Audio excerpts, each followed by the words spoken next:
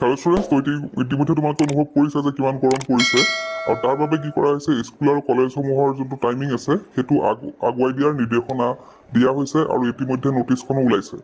তো আমি দেখাম সেইখিনিও, কিন্তু প্ৰথমতে কি হৈছিলে, আমাৰ শিক্ষামন্ত্ৰীয়ে তাৰ বিষয়ক এটা মানে ফেচবুকত এটা পোষ্ট দিছিলে যে in view of the heat wave alert issued by the meteorological department all district commissioners are requested to remain vigilant and exercise their delegated authority to reschedule school hours as per local weather conditions.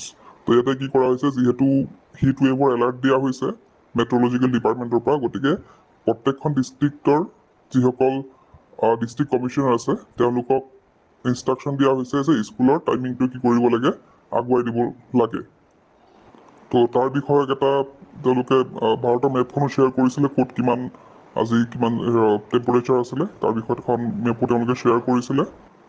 তো এই অৰ্ডাৰটো মানি পেলাই কামৰূপ ডিষ্ট্ৰিক্টৰ মানে এনেধৰণৰ বিভিন্ন ডিষ্ট্ৰিক্টৰ ওলাইছে ইতিমধ্যে, মই জাষ্ট কামৰূপ ডিষ্ট্ৰিক্টখন দেখাইছোঁ। তো কি কৰা হৈছে, তেওঁলোকৰ যোনবিলাক স্কুলৰ টাইমিং সেইখিনি আগুৱাই দিয়া হৈছে। ইয়াতে দেখিছা, ইয়াতে 10/6/2025 অৰ্থাৎ আজিৰ কথা এইখিনি। তো ইয়াতে চোৱা, LP স্কুলসমূহ কি কৰা হৈছে, 7:30 পৰা 11:30লৈকে দিয়া হৈছে।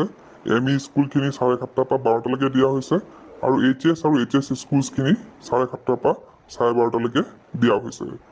Schools are also instructed to conduct the morning assembly inside the classroom or shaded area and no outdoor activities must be conducted. ইয়াতে কি কৰিছে, যোনখিনি মৰ্ণিং এছেম্বলি হয় সেইখিনি ক্লাছৰুমৰ ভিতৰতে কৰিব দিছে বা শ্বেড এৰিয়াত কৰিব দিছে আৰু কোনো ধৰণৰ আউটডোৰ এক্টিভিটি কৰিব মানা কৰা হৈছে। তাৰপিছত দিছে, school should ensure that student should drink sufficient water for which 3-4 water bells must be rang during the school hours and ensure enough drinking water facility inside the school premises. তো ইয়াতে কি কৈছে যে চাফিচিয়েণ্ট ৱাটাৰ খাব দিছে আৰু মাজে মাজে ব্ৰেক দিয়াৰ কথা কৈছে, পানী খাবলৈ মাজে মাজে ব্ৰেক দিয়াৰ কথাও কৈছে ইয়াত। তো ইয়াতে আৰু এটা লিখিছে যে school should ensure that all fans are functional and all classrooms are properly ventilated.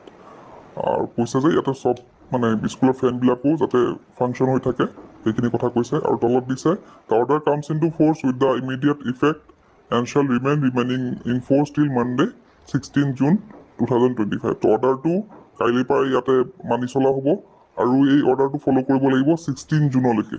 তাৰপিছত যদি গৰম ঠিক মানে একেই পৰি থাকে তেন্তে হয়তো এক্সটেণ্ড কৰা হ'ব বস্তুখিনি অৰ্ডাৰটো, কিন্তু এতিয়ালৈকে এই অৰ্ডাৰটো আছে 16 জুনলৈকে। তো এইখিনি আছিলে আজিৰ ভিডিঅ'টো শেষ কৰিলোঁ। কি পঢ়িছোঁ